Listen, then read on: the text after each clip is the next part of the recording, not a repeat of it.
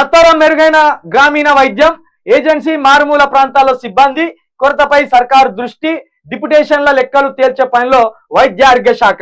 ఇది నిజానికి కూడా గ్రామాలకు బస్సులు బంద్ అయినాయి, గ్రామాలకు విద్య బంద్ అయింది, గ్రామాలకు వైద్య సదుపాయాలు బంద్ అయినాయి. ఎందుకంటే ఈ కార్పొరేట్ విద్య అనేది ఎప్పుడైతే వచ్చిందో మధ్య తరగతి ప్రజలు కూడా అప్పులు చేసైనా సరే కానీ వాళ్ళ పిల్లల్ని దూరం సిటీలో ఉన్న ఒక మంచి స్కూల్లో చదివించుకోవాలి అనే కాడికి వచ్చింది. ఇక యాదాస్తి అమ్మేసైనా ప్రాణాలు రక్షించుకోవాలనేది ఎవరికైనా ఉంటుంది.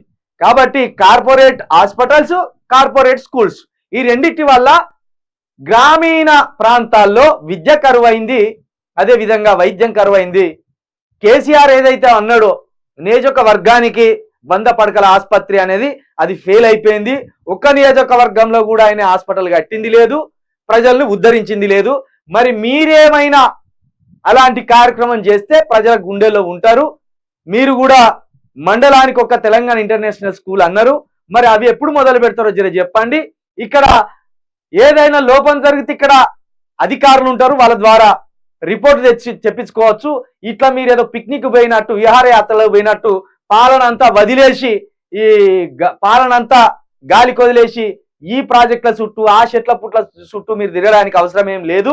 ఈ గ్రామీణ ప్రాంతాలను ఆదుకొని వాటిని కొంత మెరుగుపరచండి.